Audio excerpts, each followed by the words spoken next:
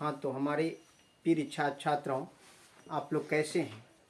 हमें उम्मीद है कि आप लोग अच्छे ही होंगे और आपकी पढ़ाई अच्छी खासा से चलती होगी। और आइए, आप लोग एग्ज़ाम दे चुके हैं और जो एग्ज़ाम आप लोग दिए हैं क्लास 10th का सेंटअप एग्ज़ाम, जो ये लास्ट एग्ज़ाम था स्कूल का। अब आप लोग बोर्ड की तैयारी कर रहे हैं, आप लोग एनुअल एग्ज़ाम देंगे।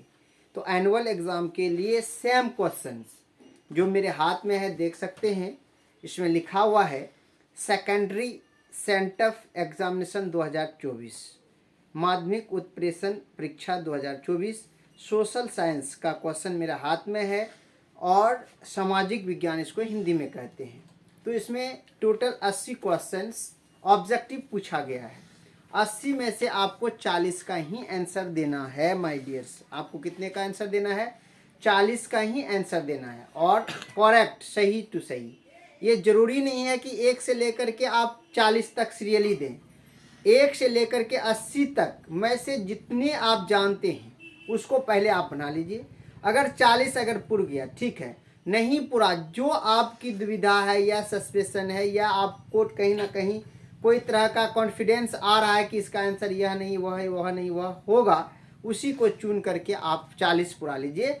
1 से 80 तक में से कहीं से 40 आपको पुराना है। जैसे 1 नंबर आप रंगाए, 2 नहीं जानते, 3 नहीं जानते हैं तो 4 जानते हैं, तो 4 की गोला को ही रंगाएंगे, 2 की गोला को नहीं रंगाएंगे, 2 को छोड़ देंगे, उसको खाली ही छोड़ देंगे, 3 खाली ही छोड़ देंगे। 4 की गोला अगर बी आ रही है 4 का तो आपको बी रंगाना है। तो ये गाइडलाइन पहले सुन लीजिए। सबसे बड़ी चीज़ें हैं गाइडलाइन। अगर आप गाइडलाइन के अनुसार काम करेंगे तो आपका रिजल्ट अच्छा रहेगा। आप जानकार हैं लेकिन एक तरफ से उठाए 400 बना लिए, लेकिन उसमें से 20 गलत हो गया, 20 से सही हुआ, तो 20 नंबर तो आप पीछे हो गए। जहां आपको एग्जाम में आना चाहिए था 80 नंबर, वहां आ गया आपका 60 नंबर, तो घट गए, आप सबसे पीछे हो गए। 1 नंबर के लिए भी आप हजारों से पीछे हो सकते हैं माय डियर्स। इसलिए आप बढ़िया से एग्जाम दीजिए। मैं आपका सॉल्यूशन लेके आया हूँ किसका? सेंटअप एग्जाम का, जो आप सोशल साइंस दे के आए हैं उसका मैं 40 क्वेश्चन आज दूंगा, 40 क्वेश्चन कल डाल देंगे। तो 40 क्वेश्चन में से आइए, पहला क्वेश्चन है ला मार्सिले किस देश का राष्ट्रगान है? तो आप जानते हैं कि ला मार्सिले जो है किस देश की राष्ट्रगान है? तो याद रखेंगे ये फ्रांस का है। कहाँ का है माय डियर्स? ये फ्रांस का है। कहाँ का है? फ्रांस का है। याद रखेंगे कहाँ का है? फ्रांस का है। उसके बाद किस संधि द्वारा स्वतंत्र यूनान राष्ट्र की स्थापना हुई? तो याद रखेंगे, तो ऐसे भी आपका 4 ऑप्शन दिया हुआ है। कुस्तुनतिनिया की संधि, एड्रियानोपुल की संधि, पेरिस की संधि और जेनेवा की संधि। तो इसमें डाउट है, ये लंदन की संधि द्वारा हुआ था। तो याद रखेंगे लंदन की, ये ऑप्शन नहीं है लेकिन लंदन की संधि द्वारा हुआ था। लंदन की संधि द्वारा इसकी स्थापना हुई थी। याद रखें, किसके संधि द्वारा? लंदन की संधि के द्वारा, यूनान राष्ट्र की। लेकिन यहाँ आपका एड्रियानोपुल की संधि आप अगर भी लगा दिए हैं तो ये चल सकता है। नई आर्थिक नीति कब लागू की गई थी? तो याद रखेंगे 1921 में लागू की गई थी। कब की गई थी? 1921 ईस्वी में। 1921 ईस्वी याद रखेंगे। उसके बाद इंग्लैंड में समाजवाद का प्रवर्तक किसे माना जाता है? याद रखेंगे रॉबर्ट ओवन को। किसको माना जाता है? रॉबर्ट ओवन को। वर्ड ओवन को, रॉबर्ट ओवन को। नेक्स्ट, मेलशेविक दल का नेता कौन था? याद रखेंगे मेलशेविक दल के नेता केरेंस्की थे। कौन थे? केरेंस्की थे। कौन थे? केरेंस्की। केरेंस्की थे। केरेंस्की थे। याद रखेंगे केरेंस्की। सी नंबर ऑप्शन सही है माय डियर्स आपका। आइए, अब स्टेट भी याद रखेंगे। स्टेट मेरा ए है, किसी का बी होगा, किसी का सी होगा, तो उसका क्वेश्चन उल्टा पुल्टा हो सकता है, लेकिन क्वेश्चन यही होगा। अगर इसका 3 नंबर में है तो उसका 10 नंबर में होगा। नेक्स्ट है, किसकी अध्यक्षता में वियतनाम में लोकतांत्रिक गणराज्य की स्थापना हुई? हो ची मिन्ह। याद रखें, किसकी अध्यक्षता में वियतनाम की वियतनाम में लोकतांत्रिक गणराज्य की स्थापना हुई? हो ची मी का। हो ची मी, हो ची मी का, याद रखेंगे, हो ची मी। नेक्स्ट, पाथेट लाओ का संबंध है, तो पाथेट लाओ का जो संबंध है ये रूस से है, याद रखेंगे किससे है? रूस से है। गांधी जी एवं डॉक्टर भीमराव अंबेडकर के बीच कौन सा समझौता हुआ? तो याद रखेंगे पूना समझौता। पूना समझौता 1932 में हुआ था, याद रखेंगे। और ये चुनाव संबंधी समझौता था, समझौता। पृथक चुनाव मांग रहे थे अल्पसंख्यक समुदाय के लिए, जैसे कि महादलित के लिए, और इसी के बीच गांधी जी बहुत नाराज हो गए थे और गांधी जी जाकर के पूना समझौता किए। अब नेक्स्ट है, एडमंड कार्टराइट ने आविष्कार किया पावरलूम का, याद रखेंगे किसका? पावरलूम का। एडमंड कार्टराइट ने किसकी आविष्कार किया? किसकी आविष्कार, यहाँ सॉरी यहाँ लिखना था पूना समझौता, पूना समझौता, और यहाँ लिखना है आपको। तो एडमंड कार्टराइट ने किसकी आविष्कार किया? तो याद रखिएगा पावरलूम का, पावरलूम,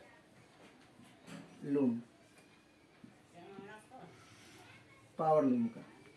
नेक्स्ट क्वेश्चन है, मिरात उल अखबार का प्रकाशन किसने किया? राजा राम मोहन राय ने। राजा राम मोहन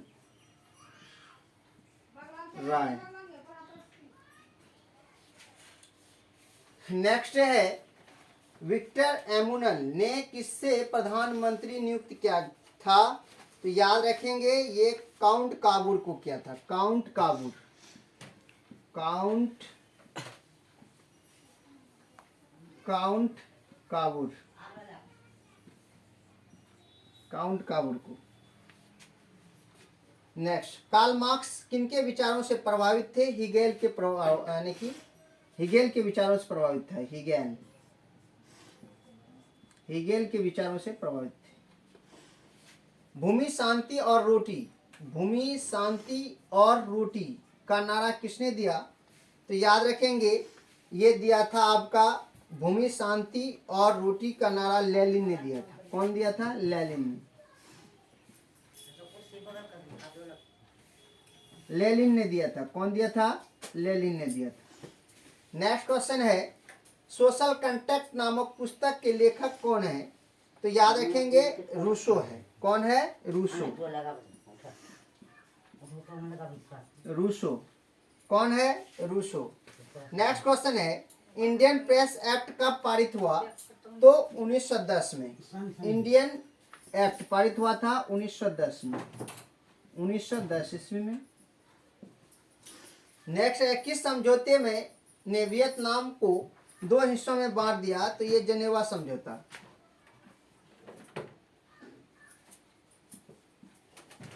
जेनेवा समझौता, याद रखेंगे जेनेवा समझौता।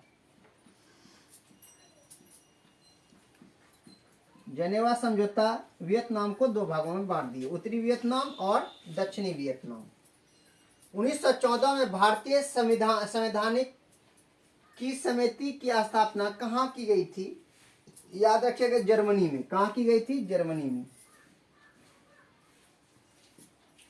जर्मनी में। जलियांवाला बाग नरसंहार के विरुद्ध किसने अपनी नाइटहुड की उपाधि त्याग दी थी? माय डियर्स, याद रखेंगे रविन्द्रनाथ टैगोर, रविन्द्रनाथ टैगोर, रविन्द्रनाथ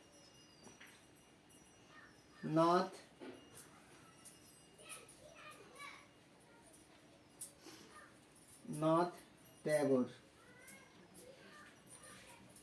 रविन्द्रनाथ टैगोर ने अपनी नाइटहुड की उपाधि त्याग दी थी। रानी गेंडालियू ने कहां से आंदोलन का नेतृत्व किया था? नागालैंड से, नागालैंड से।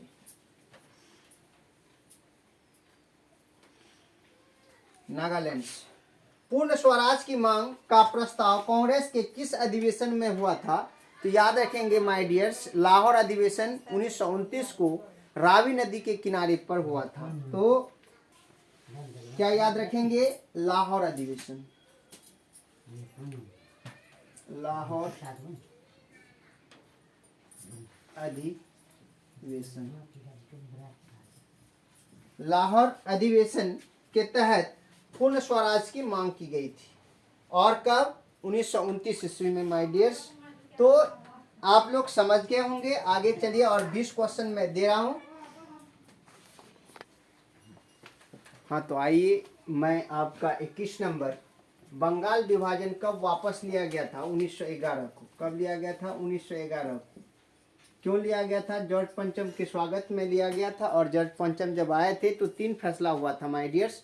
पहला फैसला था बंगाल विभाजन को वापस लिया जाए, और दूसरा फैसला था बंगाल से बिहार को अलग किया जाए। तीसरा फैसला था कि माने कि कोलकाता से देश की राजधानी को दिल्ली लाया जाए। ये 3 फैसला हुआ था और उसी के खुशी में गेटवे ऑफ इंडिया का क्या हुआ था? निर्माण हुआ था। याद रखेंगे 1911 में ही ये सभी घटनाएं हैं। निम्न में से किस मिट्टी में उर्वरता सबसे कम होती है? तो याद रखेंगे ये है आपका सबसे कम होता है लेटराइट मिट्टी, लेटराइट मिट्टी। नेक्स्ट है, निम्न में से कौन उच्च कोटि का लौह अयस्क है? तो याद रखेंगे उच्च कोटि का जो लौह अयस्क है तो ये हेमेटाइट है। क्या है?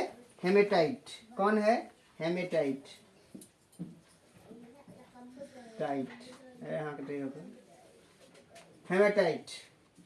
तो सबसे बड़ा तेल शोधक कारखाना कहाँ स्थित है? तो आप याद रखेंगे ये गुजरात में है, यानी कि जामनगर गुजरात ना, जामनगर गुजरात,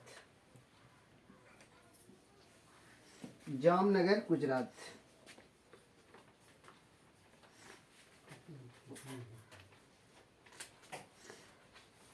जामनगर गुजरात, जामनगर गुजरात। उसके बाद है, निम्न में से किसे आधार मानकर धरातल की ऊंचाई नापी जाती है? तो याद रखेंगे धरातल की जो ऊंचाई नापी जाती है सागरीय तल को, सागरीय तल को। निम्न में से किसे बाढ़ का देश कहते हैं? ये बांग्लादेश को कहते हैं, बांग्लादेश, बांग्लादेश को कहा जाता है। सिमलीपाल राष्ट्रीय उद्यान कहाँ? उड़ीसा में। याद रखेंगे माय डियर, उड़ीसा में। सागर सम्राट क्या है? तो सागर सम्राट याद रखेंगे, सागर सम्राट जो है ये तेल खोजने वाला एक नाव है जो कहाँ है? समुद्र में। और ये कहाँ है? महाराष्ट्र में, महाराष्ट्र के मुंबई में है सागर सम्राट। ड्रिल जलयान जिसको कहते हैं, यहाँ लिखा है ड्रिल जलयान, ड्रिल जलयान, जलयान, जल में चलने वाला यान, जलयान। नेक्स्ट, पृथ्वी के उच्च ताप से प्राप्त ऊर्जा को क्या कहते हैं? भूतापीय ऊर्जा। याद रखेंगे भूतापीय ऊर्जा, भूतापीय ऊर्जा क्या कहते हैं? भूतापीय ऊर्जा कहते हैं। निम्न में से कहाँ तेल शोधक कारखाना नहीं है? तो याद रखेंगे 3 जगह है, एक जगह नहीं है। तो कहाँ है? मथुरा, जामनगर, सूरत में है। ये हल्दिया में नहीं है। कहाँ नहीं है? हल्दिया में नहीं है, हल्दिया में नहीं है, हल्दिया। नेक्स्ट है, निम्न में से कौन सा इस्पात केंद्र समुद्र तट के किनारे स्थित है? तो याद रखेंगे स्थित है तो ये विशाखापत्तनम है। कौन है? विशाखापत्तनम। याद रखेंगे माय डियर्स, कौन है? विशाखापत्तनम, विशाखापत्तनम, पटनम, विशाखापट्टनम है। कौन व्यापारिक फसल है? तो व्यापारिक फसल चाय है। कहवा है, गन्ना है इत्यादि लिख दीजिए, कपास है इत्यादि। नेक्स्ट क्वेश्चन, जल वायुयान उद्योग का पहला कारखाना कहाँ स्थापित किया गया था? तो वायुयान का जो पहला कारखाना बेंगलुरु में हुआ था। कहाँ हुआ था? बेंगलुरु में। कहाँ हुआ था? बेंगलुरु में हुआ था। नेक्स्ट है, उसके बाद है, निम्न में से कौन सा विशेष आर्थिक क्षेत्र सबसे पहले स्थापित हुआ था? अभी आर्थिक क्षेत्र कितना है माय डियर्स? 10 में से पहला कौन था? तो कांडला था। कौन था? कांडला।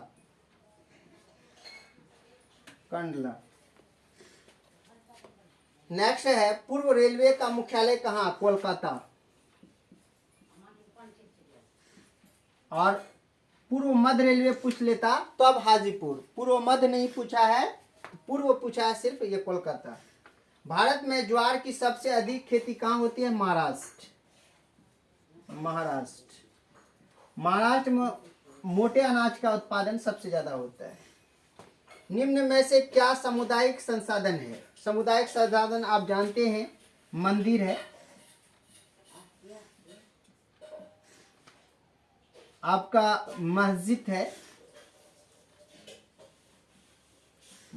है इत्यादि, जिसमें कि सब लोगों की शामिल होती है, पूरे गांव की अधिकार होता है, उसे सामुदायिक संसाधन कहते हैं। ठीक है, जैसे आपका मंदिर, मस्जिद, कब्रिस्तान, ये सब क्या है? कब्रिस्तान हो गया, आपका मरघट हो गया, ये सब क्या है? सामुदायिक संसाधन है। भूसंकलन प्रबलन क्षेत्र में ढलान पर मकान का निर्माण करना अनुचित है, उचित नहीं है, अनुचित है। याद रखेंगे माय डियर्स, ये अनुचित है। वहाँ घर बनाएंगे तो आपका घर किसी न किसी दिन गिर जाएगा, इसलिए अनुचित है, उचित नहीं होकर के अनुचित है। निम्न में से कौन सा प्राकृतिक आपदा है? तो आप जानते हैं प्राकृतिक आपदा का मतलब होता है जो गॉड द्वारा घटा हुआ आपदा हो, जैसे बाढ़, ये प्राकृतिक आपदा है। जैसे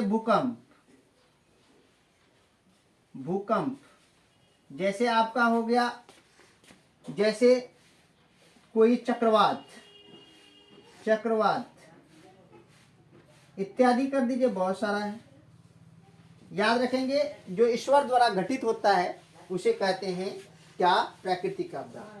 भारत का पहला तांबा प्रगलन संयंत्र भारतीय तांबा निगम द्वारा कहाँ स्थापित किया गया था? तो याद रखेंगे माय डियर्स, ये जो पहला रखा गया था घाटशिला में। कहाँ? घाटशिला में स्थापित किया गया था। घाटशिला कहाँ है? झारखंड में। याद रखेंगे, घाटशिला में स्थापित किया गया था। और ये कहाँ है? झारखंड में है माय डियर्स। हमें आशा है कि आप लोग समझ गए होंगे। यदि कोई दिक्कत हो समझने में तो कमेंट सेशन में कमेंट करेंगे, और आपके पास यह क्वेश्चन हो तो आप बैठ करके क्वेश्चन से मिला लेंगे। 40 क्वेश्चन का आंसर मैं आज दे दिया हूँ, कल मैं 40 क्वेश्चन का आंसर आपको दे दूंगा। ये मेरे हाथ में जो क्वेश्चन है ये सेंटअप क्वेश्चन है, और ये क्वेश्चन को कम से कम 2-3 बार आप लोग घर में पढ़ लेंगे मिलाने के बाद। तो चलिए, इसी के साथ मैं अपनी वाणी को विराम देता हूँ। जय हिंद, जय भारत।